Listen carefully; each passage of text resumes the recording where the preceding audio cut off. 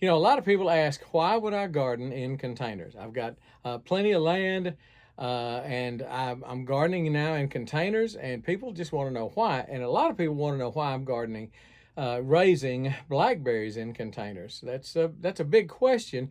And before I started doing it, I really didn't see anybody else doing it. Now, I'm not saying they didn't. I'm just saying I never saw it. And because of that, for me, it was an experiment. I didn't know how it was going to work. Why am I raising blackberries in containers now? And so anyway, there's a lot of reasons. I've tried to explain them typing, and I don't particularly care to do that. So I've put together this explainer video explaining why I raise blackberries in containers. Very informative, and I think it'll answer your questions for you. So, you want to grow your own blackberries, right? But maybe you've held back. Maybe you've heard those horror stories about how they can just take over an entire yard. Well, I'm here to show you a way better way to do it. And yeah, let's be real, this is the #1 problem. You put them in the ground and bam, next thing you know, they're sending out runners and popping up everywhere. It feels like you're in a constant war with your own plant, and honestly, it's a war you're probably gonna lose.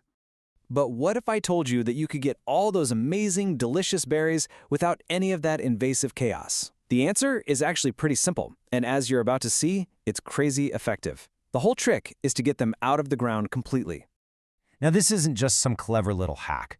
For a home gardener, this is, I would argue, the absolute best way to grow blackberries. And it really all comes down to a single word: control. Okay, this right here tells you everything you need to know. When they're in the ground, you're fighting on like 3 different fronts, right? You've got the invasive roots, you've got gophers that can just wipe out your plants, and that constant creep of grass and weeds. But in a container, piff, all of those problems just vanish. The roots are trapped, pests can't tunnel up to them, and if a weed does pop up, it takes 2 seconds to pull. You are in total command. All right, so you're probably thinking, okay, I'm in. How do I actually do this? Well, the great news is the list of what you need is incredibly simple. Here's the whole shebang, your starter kit. You're going to need some big containers, and don't skimp here. Go for at least 18 or 20 gallons. Then, picking the right kind of plant is absolutely key, and we'll talk about that in a sec. After that, it's just a good quality potting mix, some organic fertilizer, and a nice, thick layer of mulch. That's it. Now, for the container itself, there is one feature that's an absolute game changer, and that's a built-in water reservoir. You can go the DIY route with wicking tubs or buy a commercial earth box. They both do the same thing. The real difference? Longevity. The DIY tubs will probably last you 4 or 5 years before they get brittle.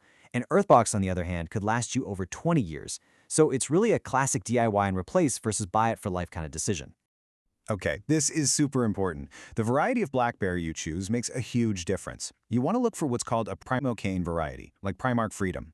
And why is that? Because it actually fruits on its first year of growth. That means you get berries way sooner. And here's a pro tip for you. Start with a 1-gallon plant from a nursery, not a bare root one. If you do that, you'll literally be eating berries from it this year.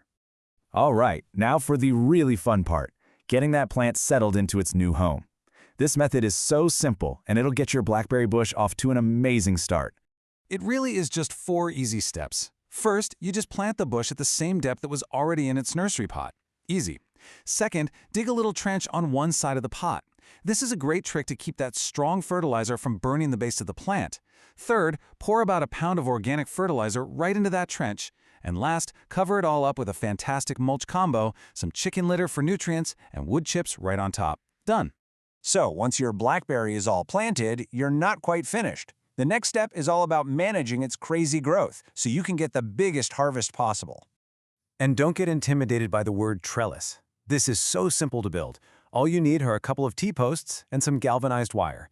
You put the first wire about 18 inches up from the pot, which will catch the canes as they start to grow. Then you string another wire 16 inches above that one for all the upper support. That's it. This little setup keeps everything neat and ready to hold a ton of fruit. Okay, stick with me here, because this next part is the secret sauce to pruning. You have to understand this one simple concept. A primo cane is a first-year cane. With the variety we chose, it'll give you a nice little crop. Now that exact same cane in its second year is called a floricane, and that's when it produces a massive crop. Knowing the difference between the two is the key to everything. So what do you do with that information? Well, it's brilliant, actually. You let that main cane grow up until it's about a foot past your top wire. Then you just pinch off the very top tip.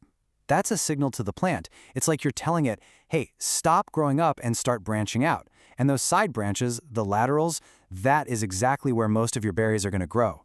So more laterals means more fruit. It's literally that simple. And after all that setup, all that care, oh man, we finally get to the best part, the payoff, the incredible harvest. This is what it's all about.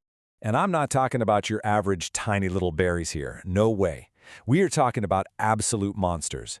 When you grow them in containers with this method, you can get blackberries that are almost 2 inches long. Just huge, juicy, flavor-packed berries. You just gotta love the simple wisdom here. Sure, you might hear some people say that bigger berries mean bigger seeds, but the real point is this. When your berries are this big, it doesn't take many of them to make a truly spectacular dessert. So when you get a massive harvest, what do you do with them all? You freeze them, and there's a trick to it. First, spread them out on a cookie sheet in a single layer and pop that in the freezer. Once they're frozen solid, you can dump them all into a freezer bag. This way, they stay as individual berries, and you can just grab a handful whenever you want, instead of dealing with a giant frozen blackberry brick. So when you really boil it all down, the takeaway here is so simple. Growing blackberries in containers completely solves all the big problems you have when you plant them in the ground. You get total control, you can do it even if you have a tiny amount of space, and the results, well, they're just amazing. You know, when you see this work so well, it really gets your mind going, doesn't it? If you can take a plant that's famous for being invasive and get a harvest like this just by putting it in a box, it really makes you wonder, what else could you grow this way? And that just naturally leads to the next big question. If blackberries do this well in a container, what about something even bigger? What about fruit trees? Well, that's a topic for another day, but it just goes to show you how powerful and what a total game changer this simple technique can be.